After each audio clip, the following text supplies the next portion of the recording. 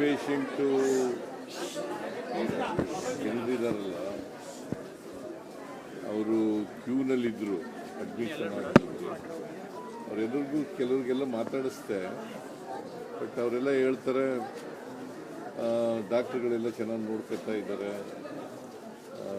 ನಮಗೆ ತೊಂದರೆ ಇಲ್ಲ, ಊಟ ಎಲ್ಲ ಚೆನ್ನಾಗಿ ಕೊಡ್ತಾ ಇದ್ದಾರೆ ಅಂತೆಲ್ಲ ಹೇಳ್ತಾರೆ. ಬಟ್ ನಾನು gastro enterology institute of gastroenterology ಅದು ಅಲ್ಲಿಗೆ ಹೋಗಿದ್ದೆ. ಆರ್ಗನ್ ಟ್ರಾನ್ಸ್ಪ್ಲಾಂಟೇಷನ್ ಇದೆಯಲ್ಲ, ಅದು ಲಿವರು ಈಗ ಹೊರಗಡೆ ಹೋದರೆ 40 ಲಕ್ಷ 30 ಲಕ್ಷ ಹಿಂಗೆಲ್ಲ ಆಗ್ತದೆ. ಸೊ ಇಲ್ಲಿ ಫ್ರೀಯಾಗಿ ಮಾಡಿಕೊಡ್ತಾರೆ. ಸೊ ದಿ ಡಿಮ್ಯಾಂಡ್ ಈಸ್ ಇನ್ನೂ ಹೆಚ್ಚು ಮಾಡಬೇಕು ಅಂತಕ್ಕಂಥದ್ದು.